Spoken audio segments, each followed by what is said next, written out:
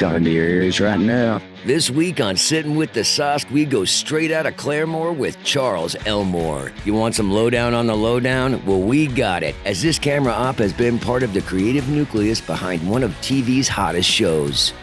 We track his journey from learning the ropes in mega churches to doing DIY puppet deaths to earning his spot on Minari. Sitting with the Sosk, coming to your ears right now. Produced by Streamliner. Oh, man, just woo-hoo! Ladies and gentlemen, welcome to Sitting with the Sosk. I'm your host, PJ Sosko. That man who just shoved his harmonica, metaphorically, is the huffster, and I got the sash. The sash is the lord of the board. It's good to be back with y'all. It's been a minute since I've been behind the table. We've done some traveling. We're in a new year. We're in a new season. There's this crazy thing that happened since, you may have heard about it or not. Since the last time we spoke, we've talked in probably too much about the Circle Cinema Sandbox which is the cold reading series that I help run here in Tulsa. We're into our second season. That thing has been taken into a TV studio, and we are making a television show of this cold reading series, which is, for me, so exciting because developing new work has been something that has been just a foundation in my career to consistently be creating. It's been such an important part for me now to help lift up Tulsa community of artists that I've gotten to know here and love very well. And to do it in a show that is just about the collaborative juice, that is just about the money, that is just about throwing it against the wall. It's almost the anti-AI. And I just love the notion of that. And we have our first one in the can, and it's very exciting to sort of see that process come to fruition in front of a live audience. So if you don't know about that, and here's the name you hopefully won't forget, it's PJ Sosko's Sandbox. You're going to catch it on RSUTV and other places, and we'll have more information about that as things get closer to being released. One of the most favorite things that I love on a set is dancing with the photographer, the DP, the camera operator, all of those things wrapped into one. I love the dance that the actor and the camera op can have. I thrive in that situation. I love when we can have a communication without even having one. We just understand how it moves. I've had the thrill of having many connections with different people, and we've worked together on several different projects, which I'm very excited to talk about. We have a wonderful camera op at the table. Charles Elmore, welcome to Sitting with the Sosk. Thank you for having me. I'm happy to be here. Yeah, man. So to dive right in, always been a Tulsan. Always been a Tulsan. I mean, I've lived in Tulsa more than half my life. I grew up outside of Tulsa in a town called Claremore. Yeah. For 12, 14 years. That's where the RSUTV, Claremore is where we're filming the thing, which is crazy. As a kid, my dad was a radio DJ there while he was attending college to get reconnecting to get a college degree in between work. And what kind of music was he spinning? He was a Christian heavy metal and Christian music radio DJ. Nice. He would do the soft stuff on Sunday. Yeah. Like the David Ingles and the Amy Grants and the Twyla Parises. Like it. And then on a Thursday night, he'd play like metal and like Striper, Deliverance, Mortification, and a bunch of other like Christian metal bands at the time. Petra, Bride. Wow, that's cool. So I know the RSU campus very familiarly. Oh, wow. We're supposed to be sitting at the table. Yeah, there you go. But no, I've lived in Tulsa since 2000. When I moved back home from a brief college stint in Washington. And State or? I went to school in Seattle, Washington. I love Pacific Northwest. Yeah, I love it too. It's a very great place. Yeah. And it's been interesting to watch it change. It and Tulsa in parallel have been interesting cities. I bet. To watch change over the last 20 years. I've always found the nature up there, it just feels different. Like there's an ancientness to it. Yeah. I know it's the moss in it, but there's something that's just a different whiff. Yeah. When you breathe the air out there. And if you can get near where the water and the like mountain kind of Yes. rocks all sort of converge. I was in Tulalip a few years ago, and we were shooting along one of the rivers that sort of came down from the mountains, and just being in that area where the mountains and the water and the trees were all sort of overgrowing. It was very like you could just feel this different kind of vibration, I guess. Got to work on Ken Kesey stuff out there. Oh yes, very cool. I did Cuckoo's Nest. Cuckoo's Nest, yeah. I also did Sometimes a Great Notion, Interesting. which had never been done as a play before, and I got to do it for some of the pranksters and meet Ken's wife. Wow. Yeah, it was. In Portland? Yeah,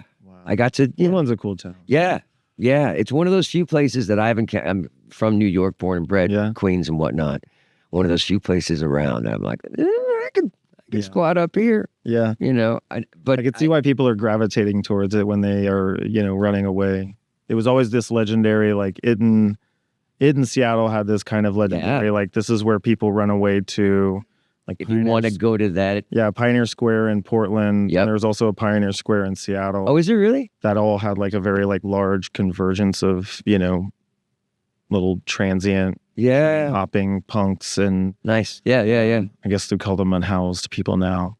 So how long were you in Washington? Did you stay there through school? Or It was like 2 years. Okay. I went to like a very like cheap art school, Votech, called the Art Institute of Seattle. And I just went for a basic video production associate's degree, but I failed a couple of basic courses. So I took a like 12-month program and turned it into like 2 years. Nice. So, but I got some fun experience on film sets while I was there, and I bet. took advantage of the time to kind of fall in love with wanting to be a movie maker or work on movies. I was going to say, was it photography that started and then moved over to being, or was it part and parcel with, both? Well, I chose video production because there wasn't much of a kind of career path for what I'd wanted to do, I guess, when I was in high school and trying to figure out what I wanted to do. I wanted to be a sort of illustrator or a comic book artist. Fun. But comic book artist didn't seem like a viable career path in Claremore, Oklahoma. So, Yeah.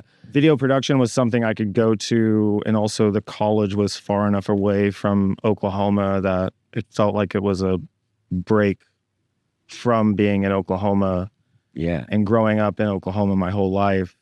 So I kind of took advantage of just the adjacent opportunity to take that career path while being in a place that seemed interesting because of the whole coming out of the grunge era and getting to be in a city all by myself without, being under the purview of Yeah. dad or, being stuck in the same town that I've grown up in. Sure. So was it always Tulsa? Or was it OKC, or was it just? it was always Tulsa to move back to. Right. Claremore's just far enough from Tulsa that it's a nice upgrade if you're trying to get to a bit bigger city. Absolutely. Sure. And also it's small enough that you can kind of navigate it, especially if, like me, I grew up my whole life going back and forth between Claremore and Tulsa, just because my dad worked in Tulsa, and he also kept us going to a church here in town that we'd end up going to every Wednesday and Sunday. So we'd always be in Tulsa at least 2 or 3 times a week. And when I got home from college and kind of picked a place to kind of move away to, it was easy to kind of pick Tulsa and settle in here and take a stab at trying to So what is settle in and get work. What is the stab? So how does that stab, go forth for you? Do you look for productions? Are you finding yourself, you want to be a camera op? Are you finding yourself in other things? Are you trying to, what was your chase to start? I mean, I, like so many of my ilk and generation, like wanted to be a director. Yeah. But I also wanted to just get as much work as I could get access to. Spending your whole life in optics, you are acutely aware of how you're constantly going to look Yeah. in perpetuity. Try doing a podcast. I know. Oh my Lord. No.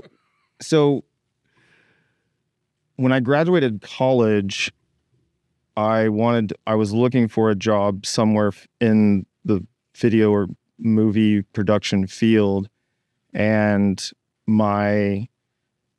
because my dad, who operated a camera at this church on Sundays, knew the people who worked at the video production department of this church, got me a entry job as a assistant editor and kind of a like entry level office worker in that video production department. Wow. And so I started work as a assistant editor on like these church curriculum videos that this production company under this mega church kind of ministry wing produce. And they would produce all kinds of things like a television newscast that was set in the biblical times. So like there'd be like, we're live at the Golgotha mountain where the Roman soldiers have just hung Jesus of Nazareth. We're here to talk to Mary. Mary. And then, we'd edit that, and Dave Huff, who's operating a camera here, was a camera operator on you guys some of those productions. You and Huff encountered each other early on in your careers on these things? Yeah, David Huff, along with a few other kind of legendary film production people in Oklahoma, all worked on the production side when they would produce these films and these short kind of video contents that would end up being packaged as like 12-month curriculums that they'd sell to other churches and other like children's ministries. And they also produced they moved into like teen and youth oriented content. Interesting. Around the time I got a job there. And like the CYO and stuff. Yeah. So they produced like a few short films that were like youth oriented, that had a bit of an edgy subject to them. Now, did you come in and take them over? Were you like, I'm going to bring edge to these things? No, absolutely not. No, folks. Sometimes just know your lane. Well, I just was going along for the ride because I had access to the editing software. There was all kinds of like accessible resources to cameras, a lot of professionals who, if they're not, pushing a dolly or, moving a 5K or whatever, they're talking about like the projects they've worked on or like the things that they've learned from their job. And so it was an interesting kind of experience, getting a very immersive knowledge and experience with a lot of like production craft and practicality, because, they were making all of these in a sort of limited budget range, but had a very sort of the same methodology that an independent film shooting in the Western period out in the plains of Oklahoma. They did the exact same thing on these kinds of productions. So you're getting a sense of all the jobs. You're getting a sense of all the lanes. Yeah. A sense of, And, spend most of the time as an editor because that's the biggest thing that they needed. But there was another guy there named Joan. His name was Jonah Ingram. And he was a younger, new employee as well, who was kind of their lead creative storyteller and sometimes director of photography on some of these shorts. And he and I ended up doing a lot of stuff, or I ended up working with him and Dave on a lot of the shorts that they did shoot. And you were in the capacity as an editor? No, on some of those, it was more of a capacity as a first AC and as a second AC. And that was the sort of first kind of entry into getting hands on the camera and figuring out that's the sort of direction that I would like to kind of pursue, getting more growth in and getting career kind of opportunities. So going focus puller, then doing all those things. Hopefully. I mean, that was the hope, but I got fired from that job. So I made a short film with inappropriate material using church equipment. So classic. Yep. Shoot your shot. Take your risks. Trust your heart. In this case, it didn't turn into Hamilton, but you shot it. It's good. So you progress into shooting films past this. Where does that lead to? Suddenly, I'm going in. You've Minari, some fantastic pieces of art that have come through this area of the nation. How did you find yourself on that? I have no idea. Big jump. I mean, just to like jump, what a great film to be part of. Did you even know it at the time, or was it just another production?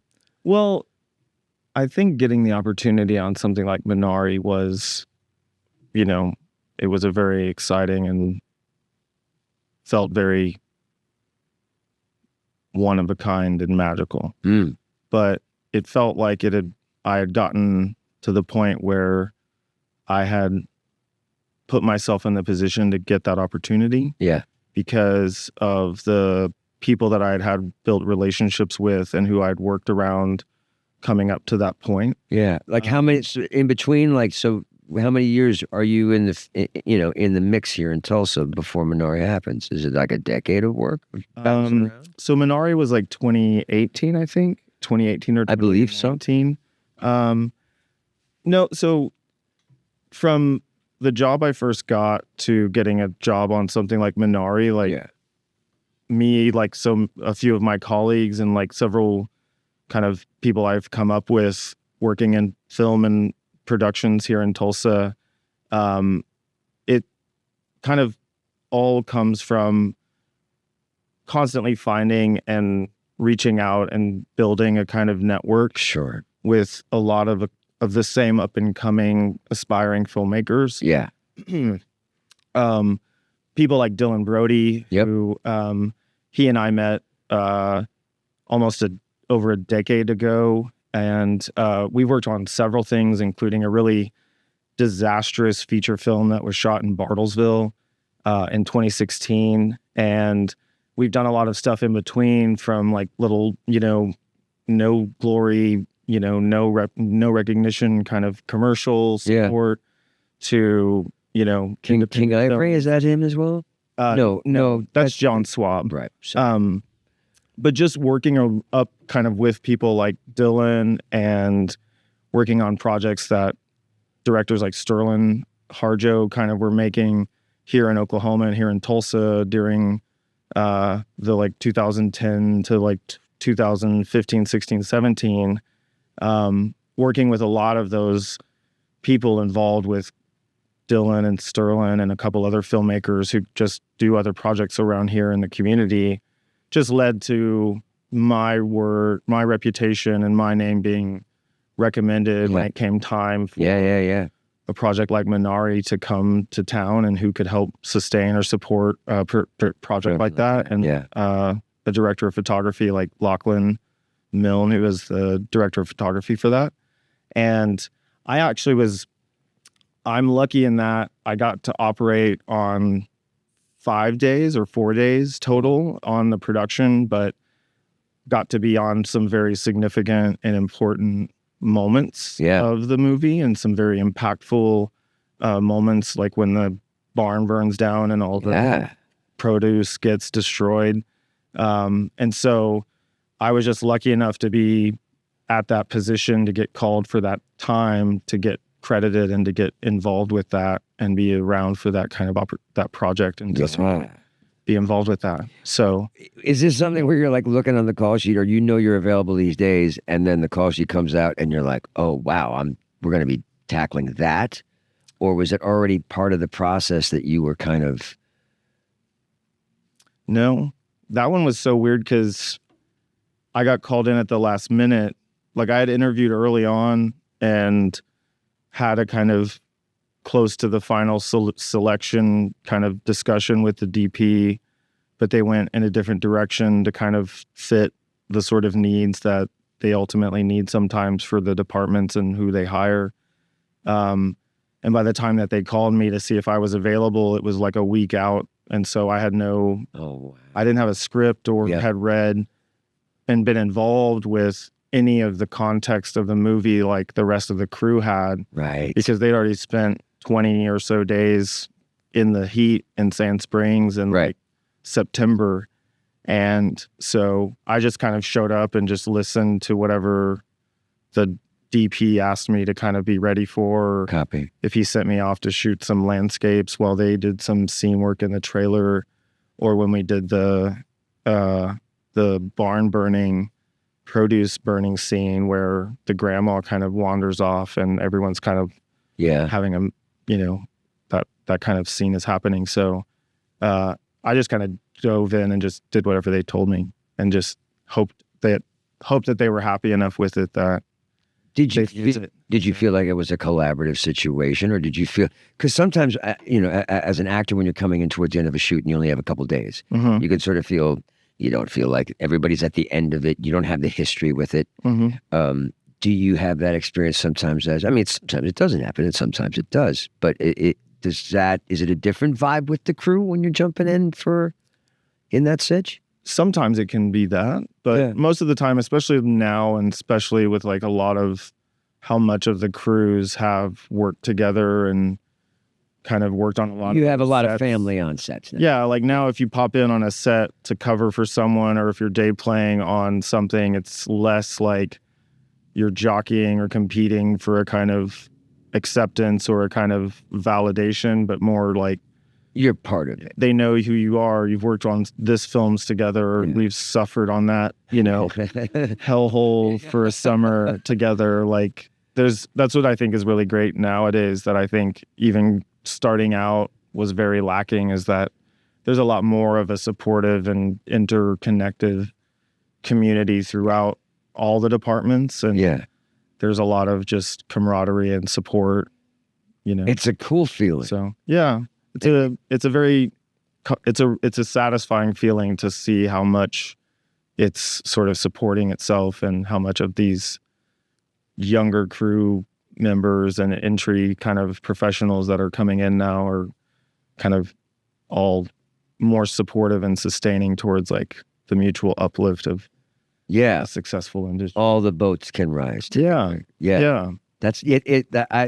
I've kind of felt that since landing here, and I've talked about it on the pod a lot. Like, I didn't feel like I took a step back I just felt like there was more opportunity, and there's some good creators here, as far as putting sets together, putting teams together, backing the right stories, all those kind, Yeah, there's a lot of really talented and also ready craftspeople that, with more expansive roles and sets and jobs that can continue to both come here, but also happen from within.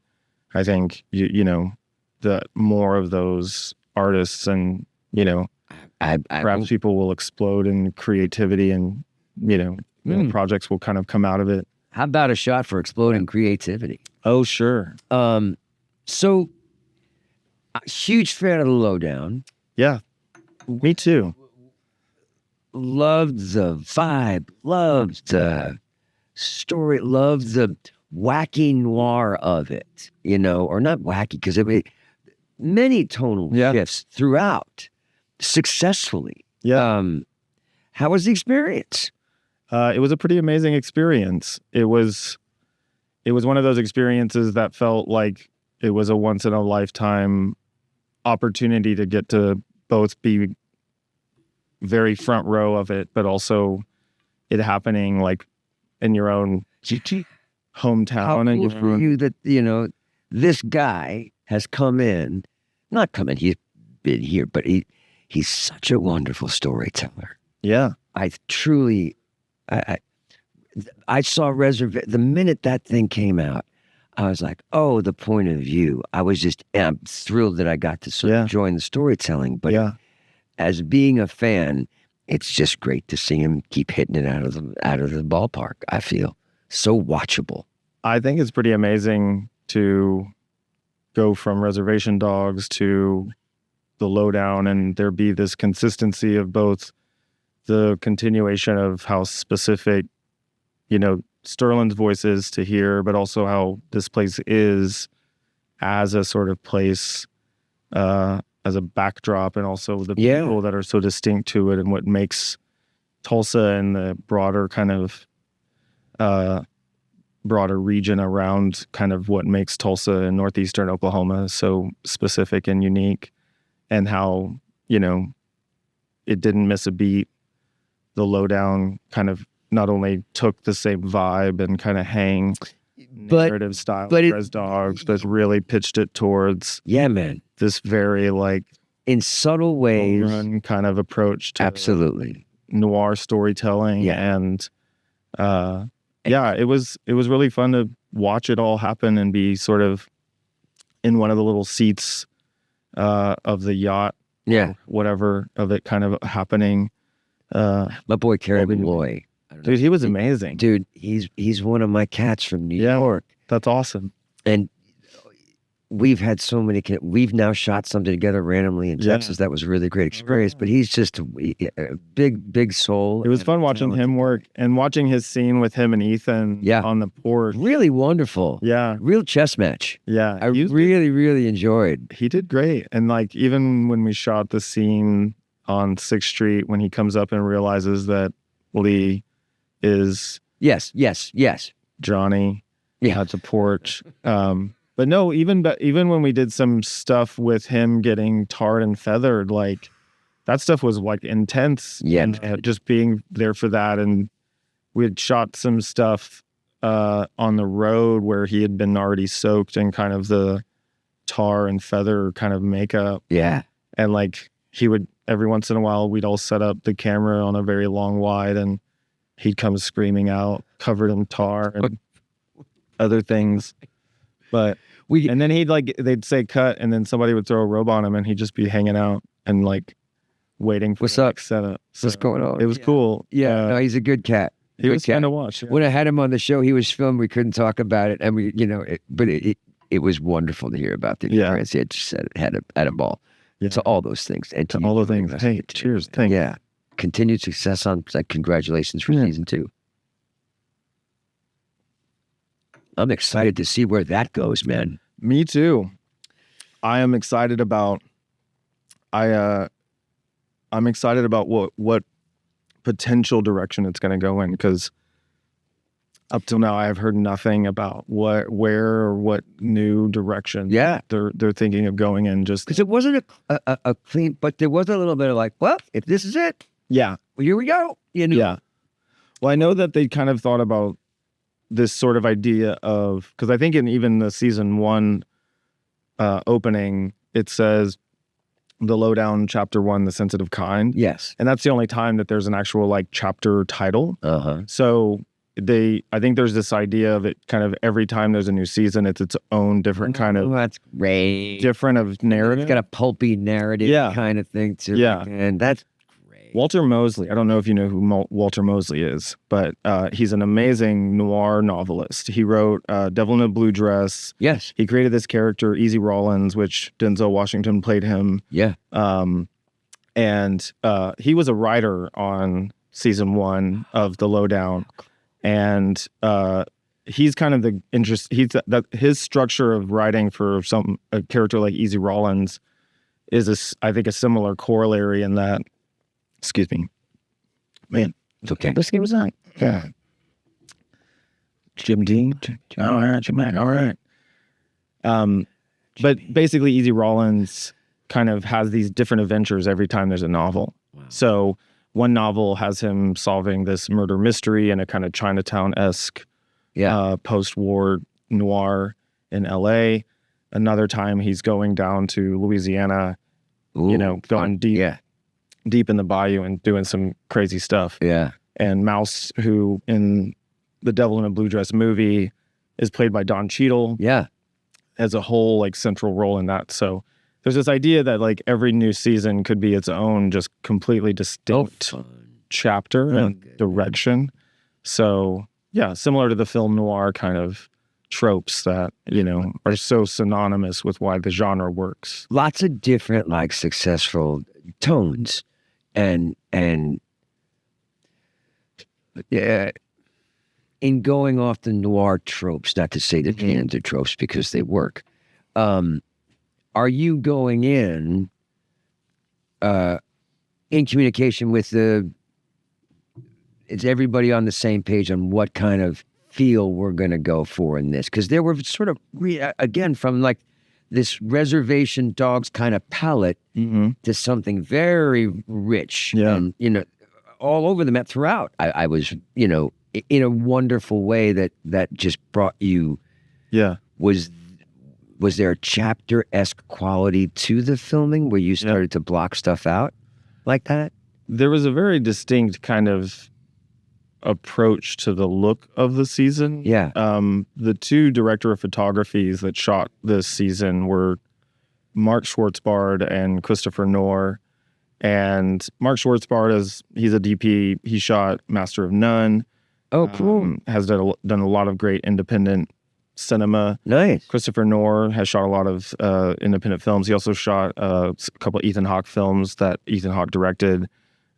He's also been a DP on Succession and did Gotham for 7 seasons. Oh, fun. So, nice. You know, they were really, really talented and really great cinematographers who, in their own distinct way of kind of lighting and running and directing the sort of set in that direction, like along with how much Sterling and the writers had kind of put into the scripts, both the sort of narrative plot stuff, but also kind of the influences and the kind of references. Yeah. And, you know, movies, you know, there were always times where, depending on the episode or, you know, the scene that we were shooting, always a kind of ongoing conversation in between about movie references or... Yeah, that's awesome. I heard they're watching this movie in the writer's room, or this was a movie that, you know, the director mentioned. Yeah. Are you then able to connect with the movie and say, what about this? Is there ever been what about this scene from this movie that you have a favorite of? Yeah, there was always great times, opportunities where just the kind of contribution of everyone's additive interest in certain movies. Like, there was one point where we were shooting some scenes with Keith David that had a kind of, you know, detective kind of investigative vibe to it, and a lot between the director of photography and a couple of the operators. We were always talking about Tony Scott and like Last Boy Scout. Yeah. Oh, dude, and just Boy Scout. Yeah. What a film. And just those are the kinds of times where just having the conversation that are not just the conversations that started around the script and the influences or that side of it, but when Mark is directing the camera and he's also talking to Sterling or the director of that episode, who they have their own kind of, like more like that. And it might not be a Tony Scott. It might be more like, you know, a European, Ukrainian movie. Sure. But like, it's all sort of in the same kind of synthesis of what they're trying to go for the scene. So it was very fun in that regard, that a lot of it kind of played in that sort of collaborative nature of a lot of like, there was a clear kind of direction as far as this is the shot and this is the choreography and this is how Ethan is going to want to work or move in this room and he wants to do this, or, you know, even that dance kind of you mentioned about the camera operator and Joe Hernandez, who was the ACAM operator and Steadicam operator and just a really brilliant camera operator. He, you know, him alone with Ethan was an amazing just kind of masterclass to watch. Yeah. That kind of collaborative process unfold. Yeah. And then combine that with Mark Schwartzbard's kind of style and director of photography and Christopher Knorr's kind of, you know. Yeah, I mean, it's really a team of like 10 people behind just the cameras alone. Just the camera alone, there's at least, because if there's 2 cameras, there's at least 4 people or 3 people per camera, plus the director of photography, and there's usually underneath the camera team, like the operator, the ACs, there's a utility. And intern. And the family tree grows with the roots. And then the branch over to the grip and the lighting side and what their kind of hierarchy and interaction with the camera department is as well. So did you see, was Reservation Dogs, did you see that all the way through? Like all three seasons? I did. I was So I was the loader on all 3 seasons, and then also on season 2 and season 3 got to do some additional photography and some second unit photography. Nice. So that was kind of an opportunity that even I would not be getting to be an operator on the lowdown if I hadn't taken Put your time the opportunity on Reservation Dogs.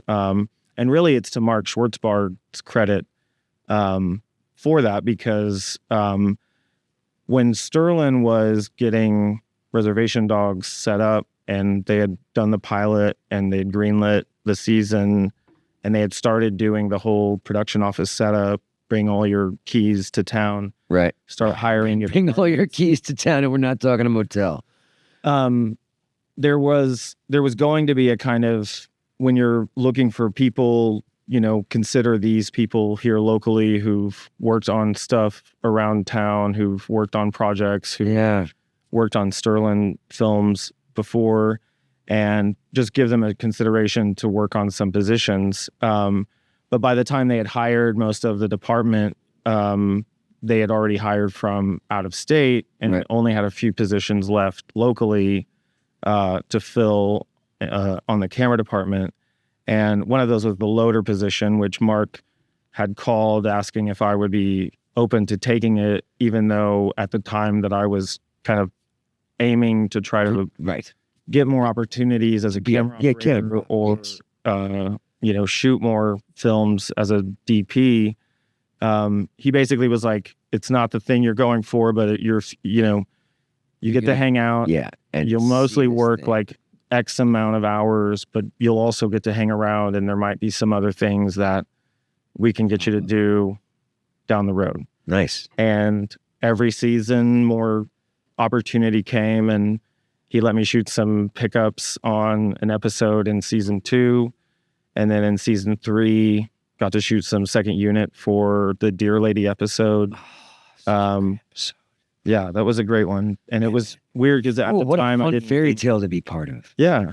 But it was just kind of the times where he just would ask, and, I would say yes and just hopefully do a good enough job that, he would keep asking. Clearly you did. And so when the lowdown got picked up, and I'd worked on the pilot as well as a loader for that, for the pilot episode as well that they shot in 2024. And then when they went to the season, Mark called and asked if I would be interested in being the B-cam operator. Oh, dude. So, Congrats. Yeah, thanks. What is it like to work on this kind of show that you believe is special and then see it unfold? Because I know what it's like to be as an actor. What is it like to be as, your eye was looking at it, one of them. Yeah. How was that experience? It was a really weird and really cool experience. Like, obviously working on other films, like at some point you watch it at a film festival or you watch it with a crowd and you start making a sort of awareness of how like the work you're doing or how you're participating and contributing to the look or the camera operating of something.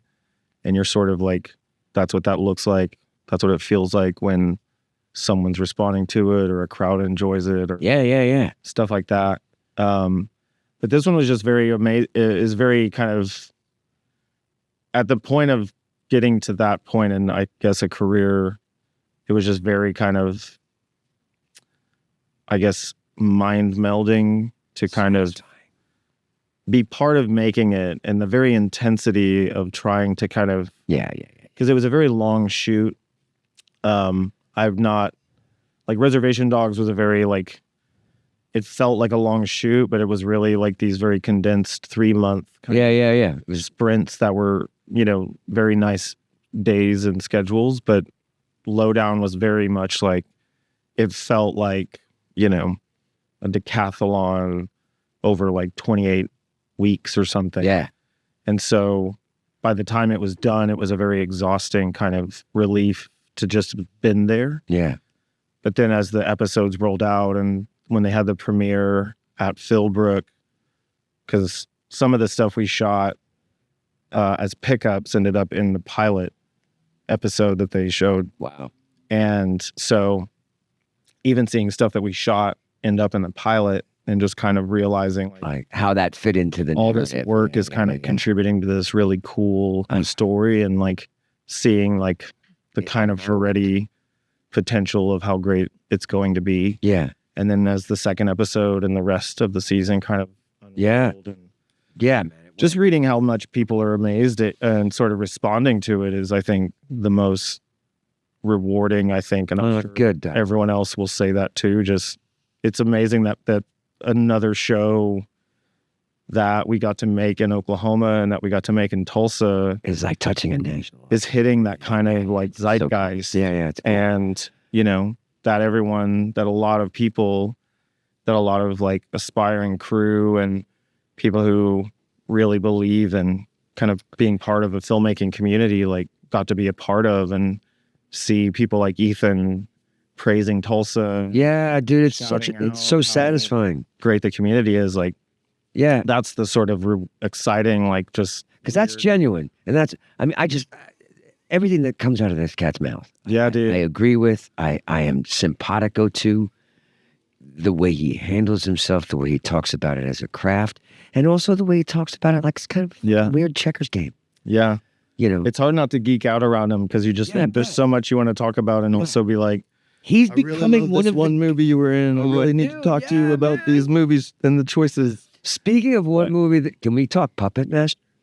Oh yeah, Dude, soft spot for the Puppet Master movies. yeah. As a kid, I was big into the Fangorias and the stuff. How do you get involved in fucking Puppet Master, dog? That one was really interesting because so Tate Steinsick. Yeah. Is a, I'm trying to have a chat with him from Face Off. I was a huge Yeah. fan of Shout out to the Face Off and Quinn Felicity. I know you love that show too. We watch it all the time. Love it. yeah. Love Tate. So I had done some operating on a short film he directed for like a Crypt TV website short film.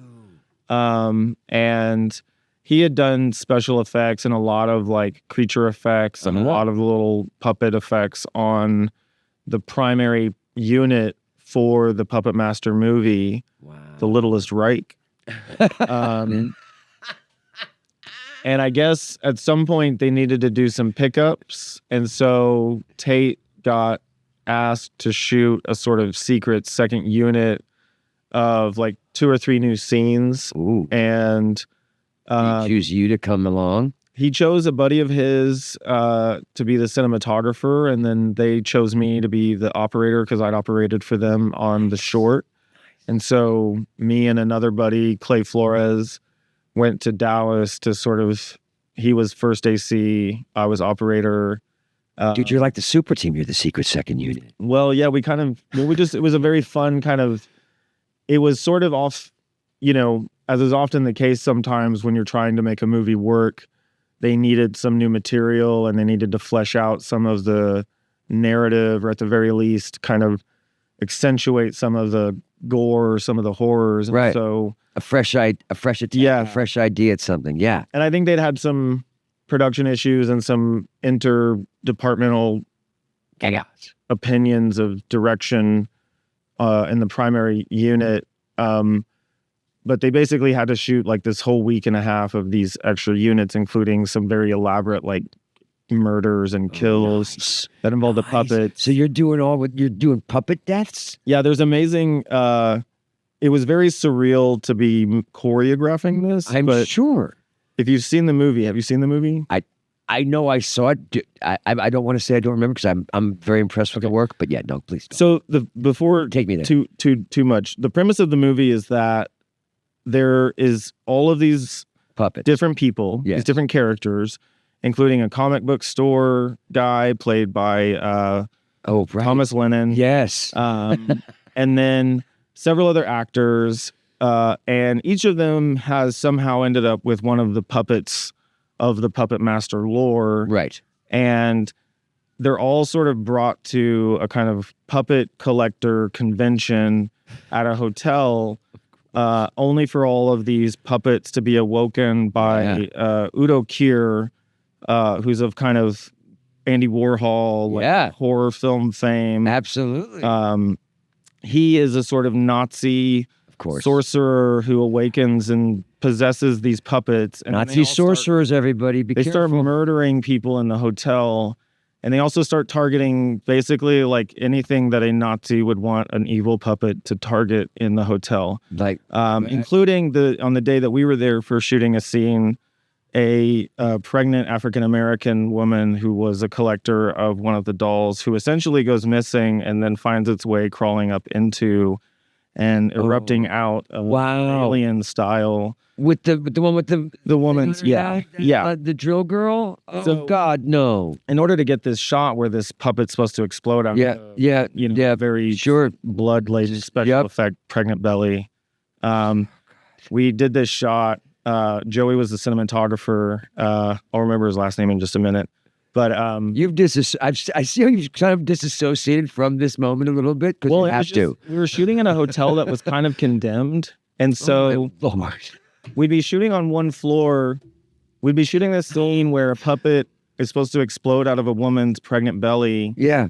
And then just like 2 floors down, there'd be like no lights, and it would look like a horror film. Yep. Like a Kubrick. That's scene. going on down there for real. And we're then like choreographing a shot. Anyways, we're doing this crane shot where it basically starts on the window, it cranes up, over, looks down, and then comes down to below the couch or the bed. Here's this little skittering, and then it's all this elaborate dolly. Yeah. We didn't have a lot of money, we didn't have a lot of equipment, so it was a very kind of like DIY, very low resourced kind of combination of a crane and a dolly kind of setup. And we had this heavy camera kind of on it, and it was getting to the point that it was almost going to buckle the crane if we didn't get the shot in a couple of takes. But Oh my God. Did you get it? we got it, and everyone was very, very happy about it. And that was just like one of many weird like scenes that we had to shoot with these puppets. And yeah, that was basically The things we learned. on that. And yeah, I've done a few other things with him that also included shooting weird inserts of like old beef with maggots and blood on it and stuff Are like you that. art directing that, I hope? No, he's doing art directing.